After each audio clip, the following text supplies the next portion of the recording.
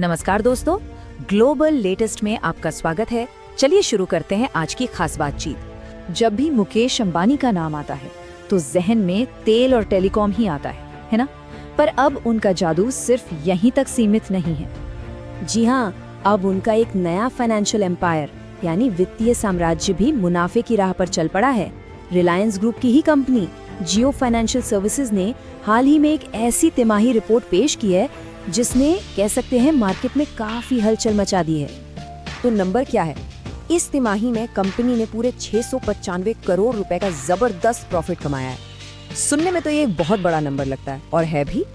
लेकिन रुकिए जरा, जैसा कि अक्सर होता है, हेडलाइंस पूरी कहानी नहीं बताती। इस नंबर के पीछे एक और शायद इससे भी ज्यादा दिलचस्प कहानी छिपी हुई है।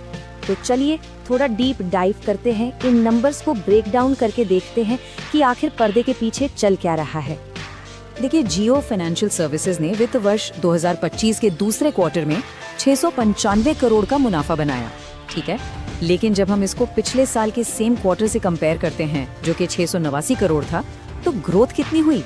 सिर्फ 0.9%। जी, 1% से भी कम। ये सुनकर तो ज्यादा एक्साइटमेंट नहीं होती है ना? लेकिन असली खेल है रेवेन्यू ग्रोथ में। प्रॉफिट भले ही धीमा बढ़ा हो, पर कंपनी की जो टोटल इनकम है उसमें 41% का एकदम जबरदस्त उछाल आया है।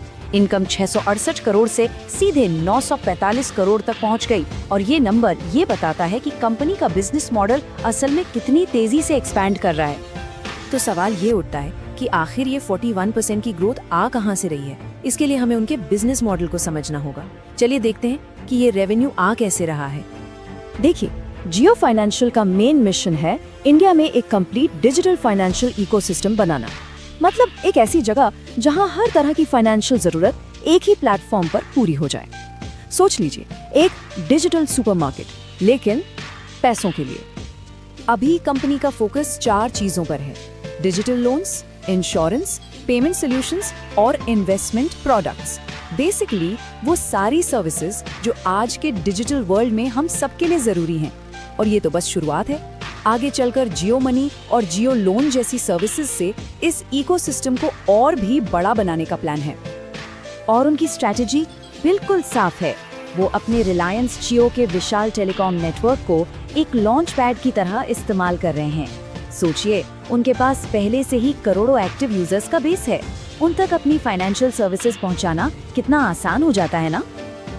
अच्छा, ये तो हुई कंपनी की बात। अब देखते हैं कि मार्केट यानी कि बाजार इन नंबर्स को कैसे देख रहा है। रिपोर्ट आने के बाद शेयर मार्केट में थोड़ी उथल-पुथल तो हुई। कुछ मार्केट एनालिस्ट का कहना है कि रिजल्ट्स स्टेबल हैं, मतलब ठीक-ठाक हैं। इससे जो लॉन्ग टर्म इन्वेस्टर्स हैं उन्हें कॉन्फिडेंस मिलता है कि हाँ, कंपनी सही डायरेक्शन में जा रही है। लेकिन मार्केट में 2 तरह के लोग हैं। जो शॉर्ट टर्म ट्रेडर्स हैं वो 0.9% की धीमी प्रॉफिट ग्रोथ को देखकर थोड़ा कॉशियस हो गए हैं, थोड़ा सावधान हैं। वहीं दूसरी तरफ जो लॉन्ग टर्म इन्वेस्टर्स हैं उनकी नजर उस 41% की सॉलिड रेवेन्यू ग्रोथ पर है। वो इस पर दांव लगा रहे हैं। पर जैसा कहते हैं, रास्ता फूलों से भरा नहीं होता। जियो फाइनेंशियल के सामने भी आगे बढ़ने में कुछ काफी बड़ी चुनौतियां हैं। सबसे पहले तो फाइनेंशियल सेक्टर में कंपटीशन बहुत ज्यादा है। बड़े बड़े पुराने खिलाड़ी पहले से ही मैदान में हैं। फिर आरबीआई के जो सख्त नियम हैं उनको फॉलो करना पड़ेगा। शुरुआत में जो सेटअप कॉस्ट लगती है उससे प्रॉफिट मार्जिन पर भी प्रेशर रहता है। और हाँ, साइबर सिक्योरिटी और डेटा प्राइवेसी का रिस्क तो हमेशा बना ही रहता है। तो इन सब से निपटना होगा। तो चैलेंजेस तो हैं, लेकिन जियो का फ्यूचर प्लान क्या है? चलिए उनके आगे के एम्बिशियस ब्लूप्रिंट पर एक नजर डालते हैं। रिलायंस ग्रुप का प्लान वाकई बहुत बड़ा है। अगले 1-2 साल में बैंकिंग सेक्टर में एंटर करने की तैयारी है। बाय नाउ पे लेटर सर्विसेज जल्दी लॉन्च हो सकती हैं, और एसएमई लोन्स यानी छोटे और मीडियम बिजनेस को लोन देने के एरिया में भी एक्सपैंड करने का प्लान है। ये सारे कदम उन्हें सीधे सीधे फिनटेक के बड़े खिलाड़ियों के सामने लाकर खड़ा कर देंगे।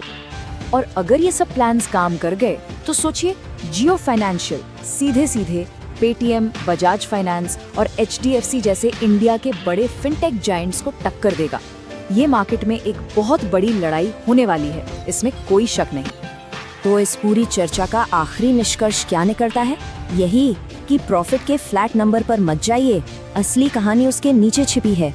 एक्सप्लोसिव रेवेन्यू ग्रोथ में, रेवेन्यू बढ़ रहा है, नेटवर्क एक्सपैंड हो रहा है और सबसे बड़ी बात, पीछे रिलायंस ग्रुप का पूरा सपोर्ट है जो इसको और भी ताकत देता है।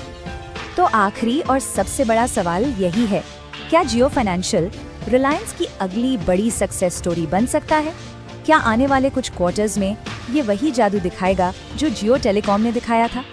ये एक ऐसा सवाल है जो आने वाला वक्त ही बताएगा और जिस पर सबकी निगाहें टिकी रहेंगी।